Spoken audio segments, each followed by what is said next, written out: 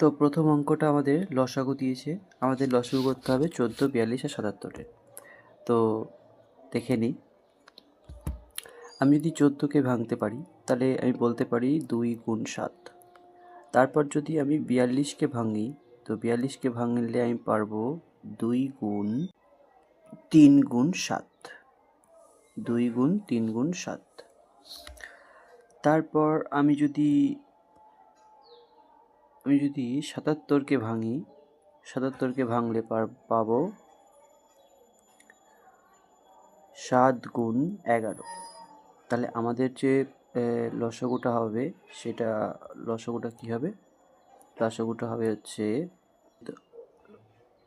2 গুণ 7 গুণ 3 গুণ 11। 2 গুণ 7 গুণ 3 গুণ 11। তাহলে এটাকে আমি যদি ক্যালকুলেশন করি তাহলে কত আসবে? 7 দুগুণে 14, 3 7-এ 21, 3 7-এ 21 আর 21 দুগুণে 42 আর 42 11, 42 গুণ 11। তাহলে 42 গুণ 11 আসবে, তাহলে 42 গুণ 11 হবে হচ্ছে 462। এটাই হচ্ছে আমাদের অ্যান্সার। চলো দেখে নিই অ্যান্সারটা ঠিক আছে কি না।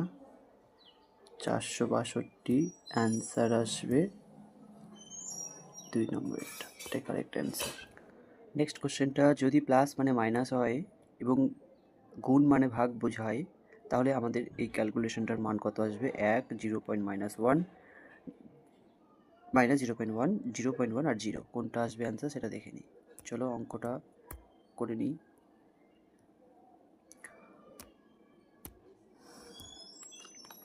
তো প্রথমে আছে কত? 25, তারপরে আছে কত? +30, তাহলে আমি এখানে বলতে পারি -30 হচ্ছে। তারপরে গুণ 5 আছে, তার মানে সেটা হয়ে যাবে ভাগ 5, আর তারপরে আবার হচ্ছে ভাগ 10। তাহলে অঙ্কটার আমার যেটা আসবে, অঙ্কটা সেটা কি আসবে? তাহলে আমি বলতে পারি এখান থেকে আসছে -5, তারপরে আসবে ভাগ 5, তারপরে আসবে ভাগ 10। তাহলে আমি যদি এবার হিসাব করি, তাহলে প্রথমে ভাগের কাজ করতে হবে। তাহলে -5 আর ভাগ 5, তাহলে এটা আসবে আমার -1 আর ভাগ আসবে 10। ভাগ আসবে 10। তাহলে এটা অ্যান্সার কত আসবে? -0.1। 0.1টা কী করে আসলো? যদি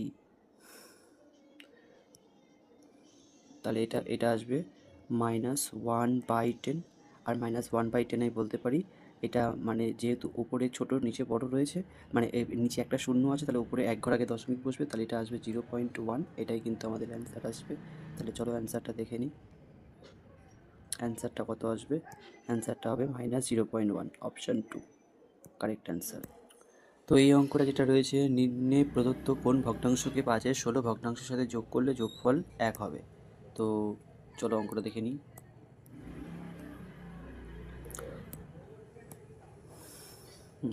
তো বলছে কোন ভগ্নাংশ, আমি মনে করলাম যে একটা ভগ্নাংশ হচ্ছে এক্স, আমি মনে করলাম একটা ভগ্নাংশ হলো এক্স, এক্সের সঙ্গে যোগ করতে হচ্ছে 5-এর 16, এক্সের সঙ্গে যোগ করতে হচ্ছে 5-এর 16। তাহলে এক্সের সঙ্গে যদি 5-এর 16 যোগ হয়, সমান সমান দিয়ে আসবে কত? যোগফল, এদের যোগফল কত বলে দিয়েছে? যোগফলটা হবে কিন্তু 1। যোগফলটা কত হবে?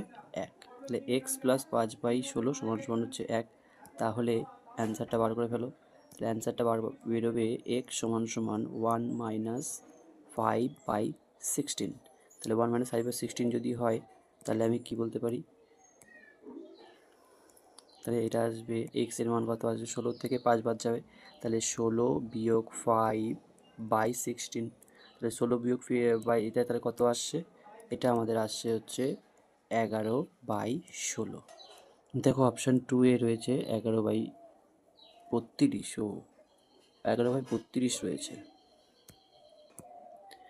আচ্ছা দেখো, যদি এই 11/32কে আমি যদি দুটোকে যদি 2 দিয়ে গুণ করি, হ্যাঁ, তাহলে এটা কত আসছে? 22, আর 16 দুগুণে কত আসছে? 32। এইবার দেখো আমার এটা কিন্তু উত্তরটা কিন্তু মিলে গেছে। এটার অপশান সম্ভবত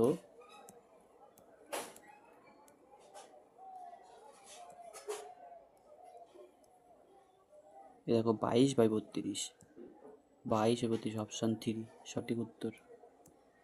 চলো নেক্সট অঙ্ক দেখে নিই। বলেছে বেতনের 85% খরচ করার পর অলোক প্রতি মাসে 1200 টাকা সঞ্চয় করে, তাহলে অলোকের মাসিক বেতন কত? তাহলে এই অঙ্কটার ক্ষেত্রে আমরা কীভাবে করতে পারি? এই অঙ্কটার ক্ষেত্রে আমরা করতে পারি যে যে 85% খরচ করেছে, তার মানে 25% খরচ করলে সেভিং করেছে কত পার্সেন্ট? নিশ্চয়ই 15%। নিশ্চয়ই 15% সেভিং হয়েছে।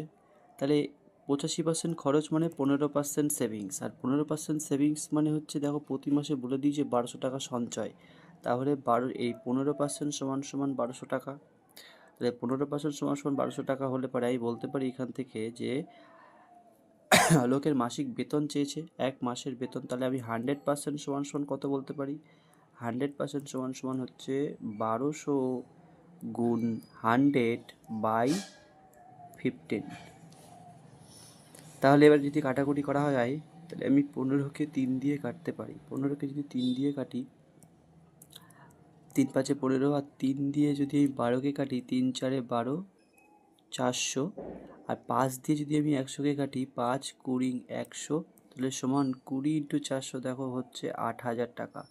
তাহলে প্রতি মাসে তার অলোকের সেভিংসটা হচ্ছে 8000 টাকা। দেখো এটাই আমাদের অ্যান্সার আছে সম্ভবত 8000 টাকা।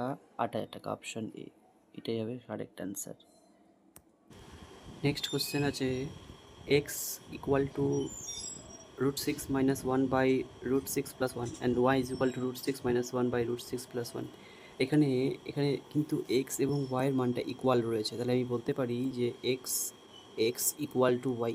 তাহলে x ইকুয়াল টু যদি y হয়, তাহলে আমাকে যেটা মানটা ভ্যালুটা বার করতে বলেছে সেটা হলো, সেটা কি বলেছে, সেটা বলে দিয়েছে হচ্ছে 3x² + 5xy + 3y², R divided by বলেছে 3x² - 5xy + 3y², এটার ভ্যালু বলেছে। তাহলে আমরা অ্যাজ উই নো যে x equal to y, so that তাহলে আমরা এখানে বলতে পারি যে এক্সের মান যদি আমরা y ধরে নিই, তাহলে x ইকুয়াল টু যদি y বসিয়ে দিই, তাহলে আমাদের কিন্তু ভ্যালুটা কিন্তু সেম হয়ে যাবে। আমি এখানে যেখানে যেখানে y থাকবে সেখানে সেখানে x বসিয়ে দেবো। তাহলে 3x² + 5x, আর এখানে y রয়েছে, y এর মান যদি x বসাই তাহলে কত হবে 5x² প্লাস এখানে হবে কত 3, y এর মান যদি x বসাই তাহলে হয়ে যাবে 3x²। নিচে রয়েছে 3x² - 5x² plus 3x²। Basically যেখানে যেখানে y থাকবে সেখানে সেখানে x এর মানটা পুট করতে হবে। তাহলে এখান থেকে আমি দেখতে পাচ্ছি যে 5 আর 3 8 আর 3 11, 11x²। আর নিচে আসছে 3 3 6, 6 থেকে 5, তাহলে হচ্ছে অনলি x²। তাহলে এবার x² যদি ক্যান্সেল হয়ে যায়, x² ক্যান্সেল হয়ে গেল, তাহলে মানটা আসছে 11। 11 হচ্ছে আমার অ্যান্সার।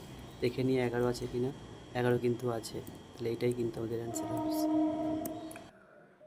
তো চলো আমরা এখন এই অঙ্কটা দেখে নিই। তা আমরা প্রথমে অঙ্কটা ঢুকে নিচ্ছি। অঙ্কটা রয়েছে 66 ভাগ ব্র্যাকেট 67 বিয়োগ সেকেন্ড ব্র্যাকেট 43 বিয়োগ ফার্স্ট ব্র্যাকেট 17 মাইনাস 117 ভাগ 9 গুণ 4, first bracket close, second bracket close, third bracket close. তো আমরা এখন অঙ্কটা দেখে নিই। তো ফার্স্ট লাইন যেটা করতে পারি 66 ভাগ 67 43 বিয়োগ 17 বিয়োগ 117কে আমরা প্রথমে এখানে এটাকে ক্যালকুলেশন করব, ভাগ করব। তাহলে 117কে যদি 9 দিয়ে ভাগ করা হয় তাহলে 9 9 আর 3 9 27, 13 আসবে। 13 গুণ 4 আসবে। First bracket close, second bracket close, third bracket close. Next স্টেপে যেটা যাব, 66 ভাগ 67, 43 মাইনাস 17 বিয়োগ 4 13 52। এটা কিন্তু থার্ড ব্র্যাকেট ক্লোজ হবে, থার্ড ব্র্যাকেট ক্লোজ। নেক্সট স্টেপে যেটা যাব, 66 ভাগ 67 বিয়োগ 43 মাইনাস 52 থেকে 17 মাইনাস, তাহলে 52 থেকে 17 মাইনাস গেলে এটা আসবে হচ্ছে 35, 35, 35 আর মাইনাস 35 আসলে মাইনাসে মাইনাসে এটা প্লাস হয়ে যাবে, প্লাস 43 প্লাস 35 হয়ে যাবে। তো আমাদের এখন এটা এটা অ্যাড করতে হবে। তাহলে এটা আসবে হচ্ছে 5 আর 3 8 আর হচ্ছে 7। নেক্সট স্টেপে 66 ভাগ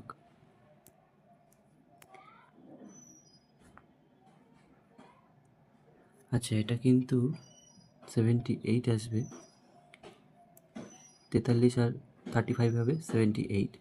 তো আমাদের এখন এটা ক্যালকুলেশন করে বার করতে হবে যে 78 থেকে 67 মাইনাস করলে কত হয়। তাহলে আমরা বুঝতেই পারছি এটা মাইনাস প্রথমে আসবে আর এটা আসবে 11 আসবে। তাহলে এখন আমি বুঝতেই পেরে গেছি যে 66 বিয়োগ -11 যদি হয় তাহলে আমাদের এটা বিয়োগ করলে আসবে -6, এটাই অ্যান্সার আসবে। দেখে নিই আমাদের অ্যান্সারটা কত আছে।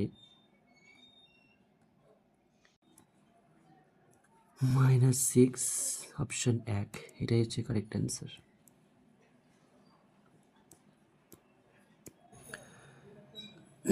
তো আমরা এই অঙ্কটা দেখে নিই। যদি 200 জন পুরুষের দল 1024 দিনের মধ্যে একটি ভবন তৈরি করতে পারে, তবে ওই একই ভবনটি 256 দিনের মধ্যে তৈরি করতে কতজন পুরুষের প্রয়োজন? তাহলে এই অঙ্কটাকে আমরা কিন্তু একটু শর্ট প্রসেসে করতে পারি। তো চলো দেখে নিই কীভাবে করতে পারি।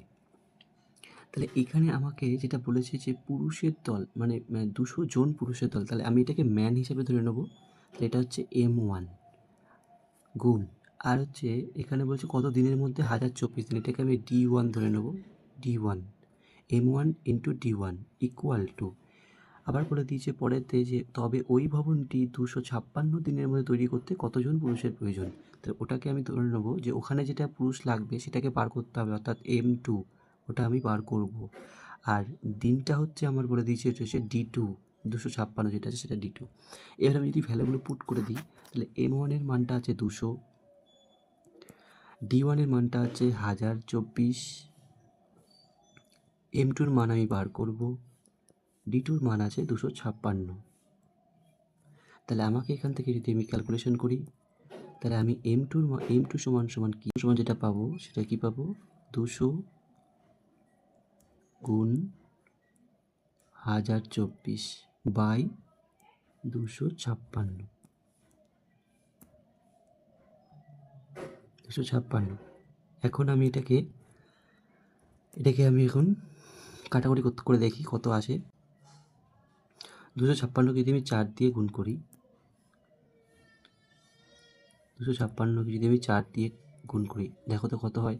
4 6 24, 4 হাতে থাকবে 2, 4 5 20 আর 2 22, এর 2 হাতে থাকবে 2, 4 2 8 আর 2 10। দেখো এমন মিলে যাচ্ছে। তাহলে 256কে 1024 দিয়ে কাটলে হবে হচ্ছে 4।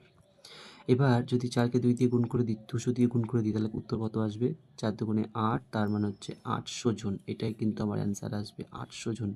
চলো দেখে নিই অ্যান্সারটা ঠিক আছে কি না। অপশান 4, অ্যান্সার 400 জন, কারেক্ট অ্যান্সার। তো আমরা এই অঙ্কটা কি করব চলো দেখে নিই। বলছে যে কোনো বিরতি ছাড়াই সুনীল একটি নির্দিষ্ট দূরত্ব ভ্রমণ করে গড়ে 80 কিমি/ঘন্টা বেগে এবং বিরতি সহ সে ওই একই দূরত্ব ভ্রমণ করে 60 কিমি পার ঘন্টা বেগে। প্রতি ঘন্টায় তার কত মিনিট সে থেমেছে সেটা আমাকে বার করতে হবে। তাহলে সে প্রতি ঘন্টায় মানে 1 ঘন্টাতে সে কত মিনিট থেমেছে আমাকে সেটা কিন্তু বার করতে হবে। তাহলে আমি এখানে যেটা ইনফরমেশন যেটা পাচ্ছি সেটা কী পাচ্ছি? সেটা হচ্ছে যে 1 ঘন্টায় বিরতি না ছাড়া 1 ঘন্টায় সে বিরতি না ছাড়া সে কতটা গেছে? 80 কিমি গেছে। আর 1 ঘন্টায় বিরতি সহ সে গেছে কতটা? 60 কিমি গেছে। তাহলে সে বিরতি নেওয়ার জন্য সে কতটা থেমেছে? আমি বলতে পারি 20 কিমি থেমেছে। তাহলে এই 20 কিমি থেমেছে কত ঘন্টায় থেমেছে? এটা 1 ঘন্টার মধ্যেই তো থেমেছে। তাহলে 20 কিমি যদি 1 ঘন্টার মধ্যে থামে তাহলে তাহলে 1 ঘন্টায় থেমেছে 20 কিমি। তাহলে টোটাল 80 ঘন্টায় কতটা থামবে? 80 ঘন্টায় থামবে আমি বলতেই পারি 1/4। তাহলে সমান হচ্ছে 1/4 ঘন্টায় ঘন্টা থেমেছে। এবার 1/4 ঘন্টাকে এটাকে আমরা কী করতে হবে? মিনিটে কনভার্ট করতে হবে। তাহলে এটা মিনিটে কনভার্ট করতে গেলে আমাকে গুণ করতে হবে কত দিয়ে? 60 দিয়ে। তাহলে 60 দিয়ে যদি গুণ করি আমরা জানি যে 4, 15 এবং 60 হয়। তাহলে সমান হচ্ছে 15 মিনিট। এটাই আমাদের অ্যান্সার। তো দেখে নিই অ্যান্সারটা কত আছে। অপশান এ দেখো 15 মিনিট।